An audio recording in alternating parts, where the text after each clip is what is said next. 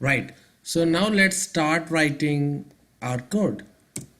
First of all, let me explain from where we need to start when we are building the code for mobile automation test cases.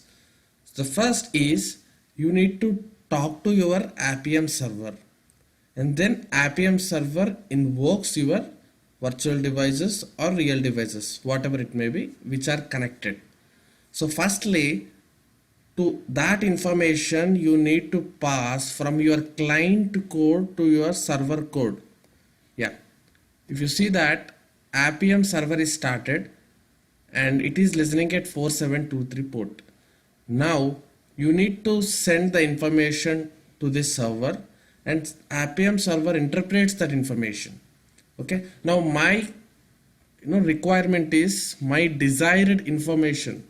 I will say my desired capabilities. So what are the capabilities I am expecting my Appium to launch? Okay, that is my desired, so which I like. The name itself says. So I want to open an emulator. I want to open Rahul emulator because my name of my emulator is Rahul emulator. If you go and check here, you see that Rahul emulator. Okay, so I am working on this. So when you are creating your virtual device, I told you right how to give a name for it. So whatever the name you have given for that emulator will display here. So you can use that your emulator to launch. Okay, so and testing should happen in that emulator. That is my first desired capability. And next I want to test one app, maybe some XYZ app I am going to test. So initially that app might not be in your emulator, because at the first time emulator comes as a brand new, right, with few of the built-in apps. So you want to tell I want to let install this app in this emulator so that I can test it.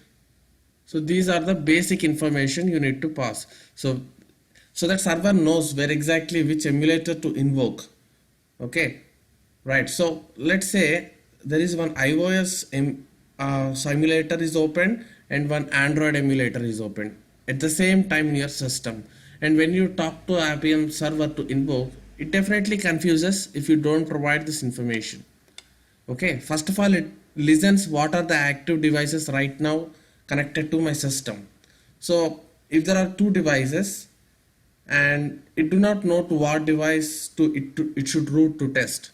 So from your code, you need to clearly tell that go and work on this specific emulator.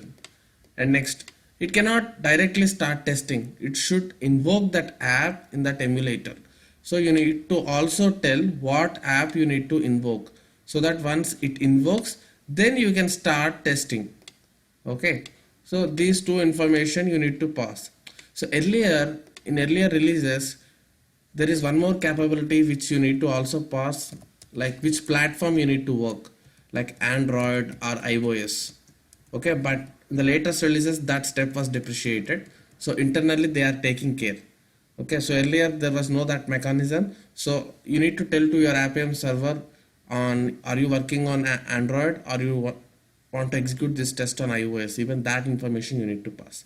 But thanks to them, they made our work very minimal by asking us to provide these two information. And thereafter, one more important information which you need to pass from your code is, first of all, you need to talk to your Appium server, right? So how do you connect yourself to your Appium server? That's the question. Okay, so that's all fine. We thought that these are the two information we need to pass to our Appium server. That's fair enough. But first of all, how do you connect yourself to server? And then you can pass this information. So you need to also write one connection step to connect yourself to that server, right? So once you write these 3 steps and hit in your from client side, it goes and first of all connects you to server, and thereafter it gives this information to server, so that server opens the emulator and invokes that app. So after this, whatever code you write, that will be executed on your emulator for that specific app. This is the concept. This is how it works internally, right? Now, and this code, this template is common for every test case. So whatever the mobile test case you write in a separate class, so you need to pass all this information. Okay, you need to tell what is the emulator, what is the app, connection to server, and this is the common template for every test case. Maybe if you write all those test cases in single file, it might not require, but if you maintain separate files for each and every file, you need to pass this information. Okay, and before you do this, make sure before you run this test, these are the prerequisites. Make sure your Appium server is started. I'll give again need documentation from resources tab. I'm just giving a rough now. Make sure your Appium server is started before you invoke this test.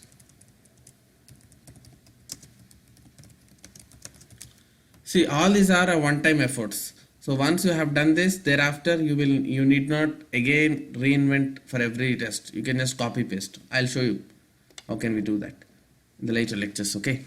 So you need to make sure your Appium server is started, and you need to also make sure on what emulator you are working, that should be open. Okay. So when you hit this execution, server will try to identify these emulators. Okay. That should be open. If not, it will say emulator is switched off and I cannot work on it.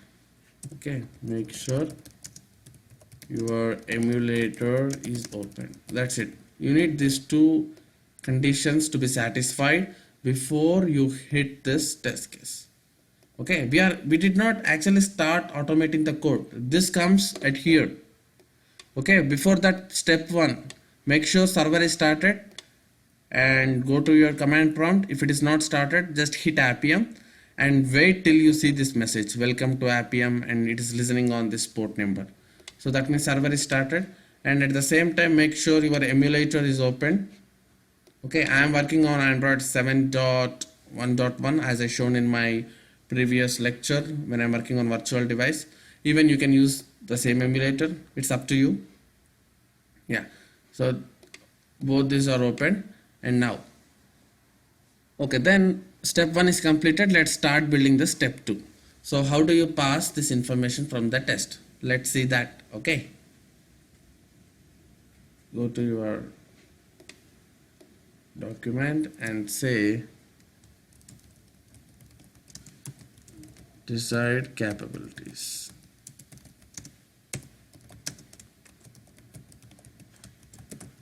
We need to create an object. There is a class called desired capabilities which actually takes the information in JSON structure and gives that information to the server. Okay, this desired capabilities class can do all this stuff, and we are interested to complete this thing, right? We need to gather all of information and send it to server, our capabilities. For that, Appium and Selenium guys have created one class called desired capabilities, where we can pass the information from this object and send it to server. Okay, so move your mouse onto this and you will get some suggestions for importing package, and you can see selenium.remote. You see that this package actually we are importing from Selenium, so that's the reason I asked to import Selenium jars as well. Perfect, error is gone. Now cap dot, this is an object, right? I just created an object. So with that object I would start cap dot, and you will get all the methods related to that, and we need this one, set capability. Okay, so in this we are setting now capability. The first capability, what we need here, emulator, right? So you need to pass capability name and that value. I'm pretty sure value is Rahul emulator because we are passing the emulator information. But what is the capability name for this?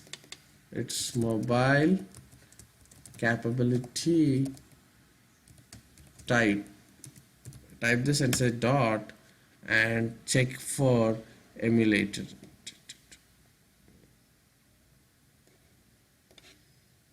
Seconds, just check dot device name. Yeah, this is the one. So we need the device name, right? Perfect. You see that? So we have successfully added this capability. So we are saying I need a device name called Rahul emulator to open so that I can work on it.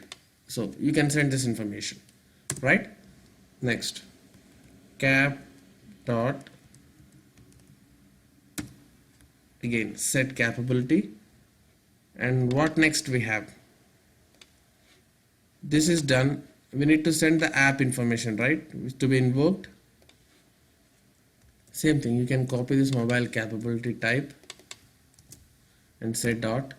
See, these are the different capabilities you can send from your client to your Appium server. There are lots of things, but all these are optional. So for you to basic for script to execute, you just need device name as well as the app.